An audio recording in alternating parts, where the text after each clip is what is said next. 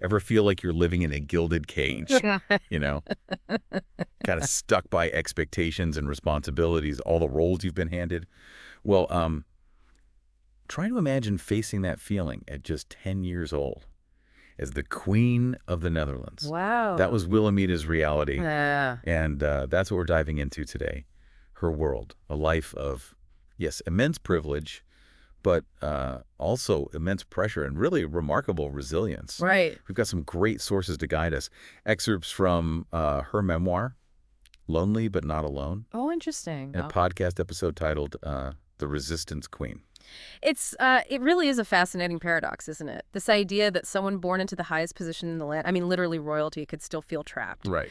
But Wilhelmina's reign, spanning from the late 19th century into the mid-20th, was a time of just immense change for the Netherlands. Yeah. And understanding her personal journey, it really sheds light on a pivotal period in Dutch history. And perhaps even offers insights into those feelings of constraint so many of us grapple with, regardless of our background. I think people can relate to that feeling. Totally. I'm already hooked. So she actually talks about this cage feeling in her own words, in her memoir. She does. Even as a child, surrounded by, Shetland ponies, a miniature chalet built just for her, Wow. all very fairy tale-esque. Yeah. But still, she felt this weight of royal life closing in on her. The constant scrutiny, lack of freedom to simply be a child. It's a sentiment that might resonate with many in our audience, who are likely navigating their own life transitions, maybe feeling those pressures of career or family or societal expectations, whatever it is. Yeah, it makes you wonder, what are the cages we build for ourselves, even without a crown on our heads? But I have to ask, you mentioned she was very aware of this feeling, even at a young age. Yeah. What shaped that perspective for her? Well, her education definitely played a significant role. She had a keen interest in history and geography, Right. subjects that broadened her understanding of the world beyond the palace walls. Gotcha. And her frustration with the government's handling of the Boer War, even as a young girl, suggests an early awareness of political realities and a desire to exert some influence. This was no ordinary princess, content with playing with ponies. Right. She had bigger things on her mind. So she wasn't just absorbing knowledge, she was forming her own opinions. Yeah. Seeing the world through a critical lens. Exactly. And you also mentioned a strong religious faith. Mm-hmm. How did that factor into her worldview? Well, her Christian faith, it was very deeply ingrained. And it really provided a moral compass throughout her life. It's interesting to see how she grappled with questions of faith, particularly during World War I, which reflects a depth of thought beyond her years, really. Yeah. This painting is such a vivid picture of a really complex young woman. Mm-hmm. And then, of course, comes that pivotal moment, her first public appearance as queen. Right. When she steps out onto the balcony. Yeah. Ah, yes. The moment she asked her mother if all those people belonged to her, only to be told, no, my child, it is you who belong to all these people. Wow. Powerful stuff. That exchange really highlights the burden of responsibility she carried, a sense of duty that would really come to define her reign. It's a powerful lesson in leadership, isn't it? That those in positions of power are ultimately serving the people. For sure. Not the other way around. And that brings us to her coming of age, officially becoming queen at 18. And then shortly after that, her marriage to Duke Henrik. Right, right. So what do our sources say about that? Well, the sources we have, they don't paint their union as a passionate love story, Right. It seems more like a strategic alliance, more than a romantic match, really. What's striking, though, is how Wilhelmina herself describes the marriage as a catalyst for asserting her independence. That's interesting. Almost like being pushed into a role she wasn't fully comfortable with actually had the opposite effect. It strengthened her resolve to be her own person. Precisely. Her realization that she wouldn't be a traditional subservient wife, even if she wanted to, which it seems like she didn't fueled her determination to be a queen who led on her own terms.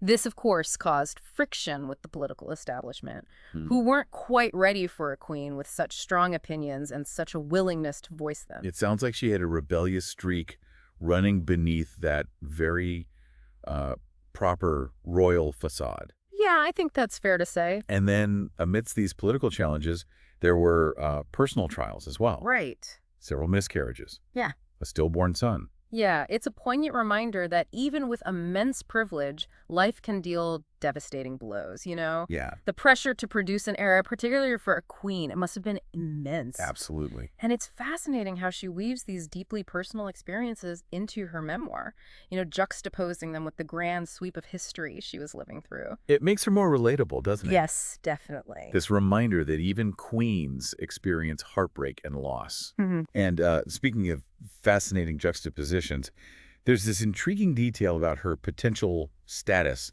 as the world's first female billionaire. Oh, right. Yeah, the sources on this are a bit sketchy. But it's clear she possessed a keen business acumen, particularly during the interwar period. This aspect of her personality is rarely highlighted, but it adds another layer to her complexity. So she was a queen, a wife, a mother, a political player, and potentially a financial titan. It seems like she was constantly defying expectations, pushing boundaries. Definitely. Always one step ahead. But of course, her story, like so many others, becomes inextricably linked with the tumultuous events of the 20th century, Right. the world wars. Yeah, And it's within those crucibles that her resilience, that inner strength, is truly tested. for sure. So let's talk about those wars. World War I. The Netherlands managed to stay neutral, which couldn't have been easy with the conflict raging all around them. Yeah, it was a very delicate balancing act. It required a really deft hand at diplomacy. And Wilhelmina, I mean, she played her role masterfully. She focused on, maintaining national unity, boosting morale, her public appearances, inspecting troops, offering words of encouragement. These were all very carefully calculated moves to project strength and stability during a period of, immense uncertainty. It's really interesting how she used those appearances to connect with her people directly.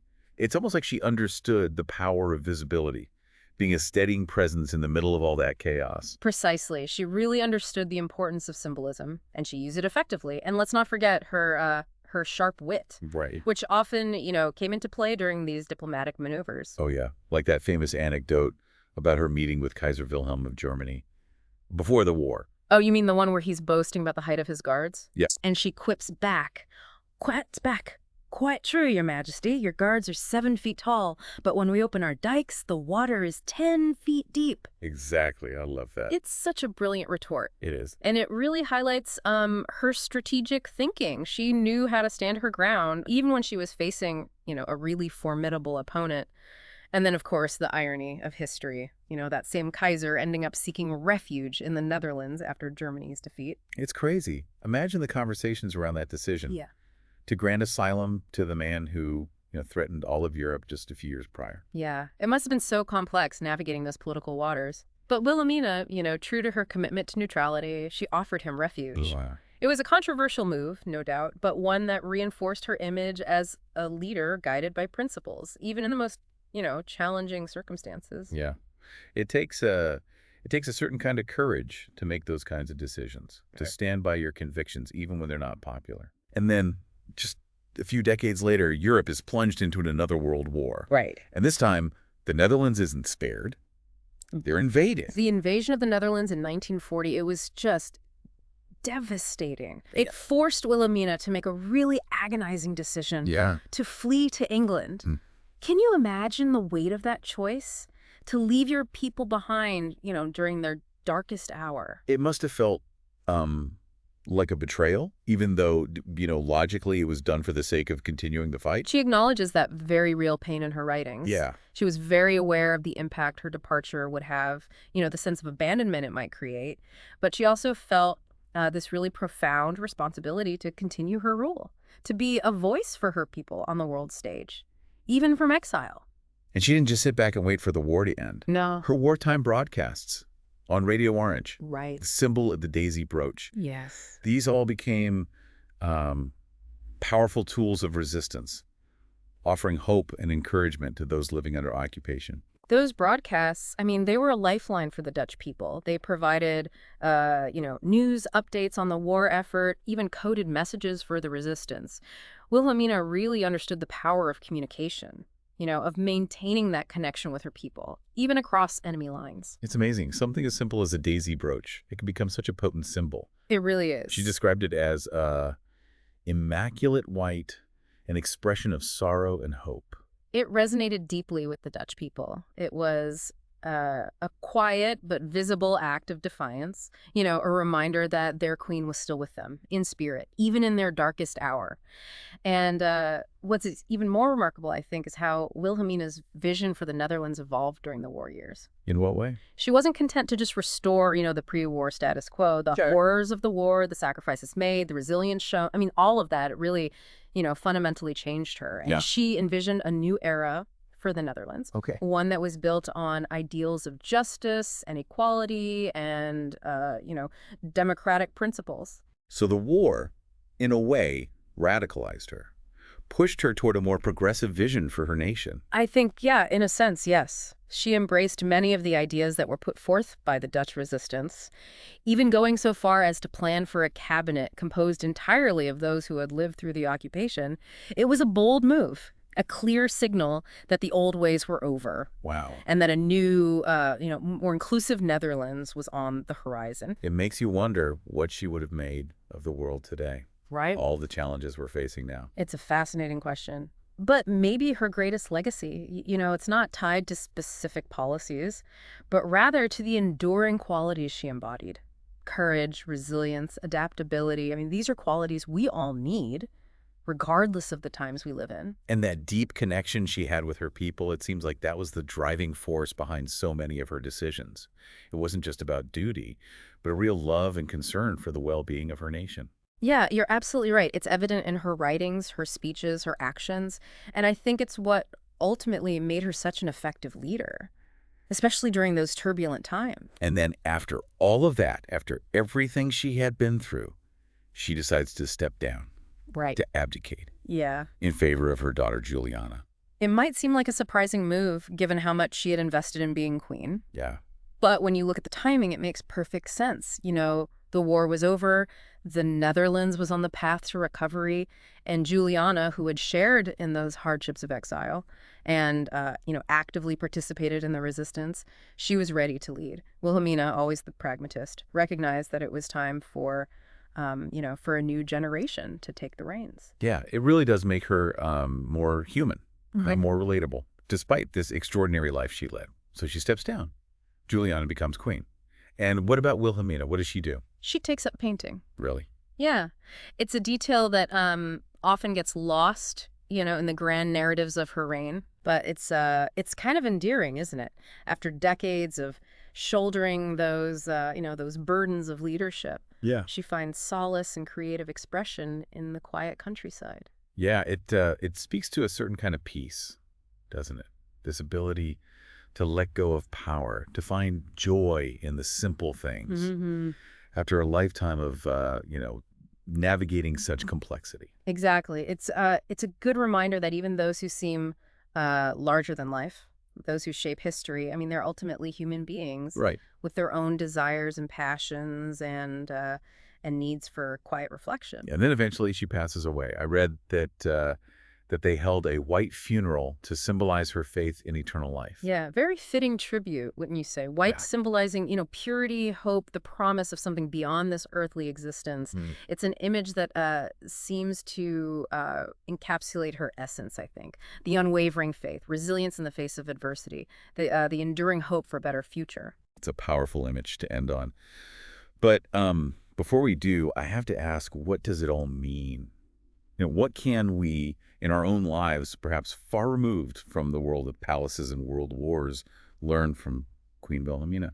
I think, her story offers several really profound lessons. First, that resilience isn't about never breaking, but about finding that the strength to rise again, even when life deals its hardest blows. She faced personal tragedies, political upheavals, a world engulfed in war. Right. And yet she persevered, she adapted, and she, ultimately emerged stronger. It's a reminder that we all have that capacity for resilience within us, Mm-hmm. even if we haven't been, tested in such dramatic ways. Exactly. And second, I think her life really highlights that, the importance of connecting with something larger than ourselves, whether that's faith or a cause or a community. It could be anything, really.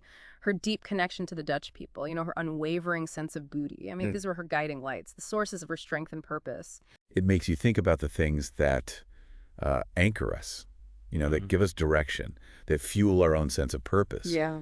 And finally, I think, Wilhelmina's story really underscores the importance of adaptability. Right. I mean, the world changed dramatically during her lifetime. It did. And she didn't shy away from those changes. She embraced them, learned from them, and ultimately shaped them, whether that was through her political decisions or her embrace of new technologies like radio, or even her ventures into the world of finance. It's a lesson that feels particularly relevant today, wouldn't you say? Definitely. In a world that's constantly changing, the ability to adapt, to learn, to evolve, those are essential skills. Totally. Like, no matter what our kingdom may be. Absolutely. And I think that's the beauty of exploring history.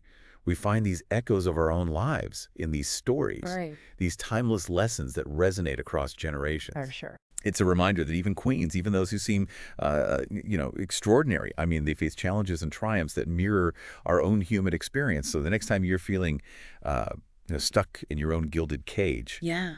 remember Queen Wilhelmina. Remember her strength, her resilience, her unwavering dedication to her people, and her ability to adapt and evolve, even in the face of unimaginable challenges. Maybe, just maybe, her story will inspire you to break free from your own constraints and to embrace the possibilities that lie ahead. And if you enjoyed this deep dive into Queen Wilhelmina's remarkable life, be sure to subscribe to The Deep Dive for more fascinating explorations into history, culture, and beyond. Until next time, keep exploring, keep learning, and keep diving deep.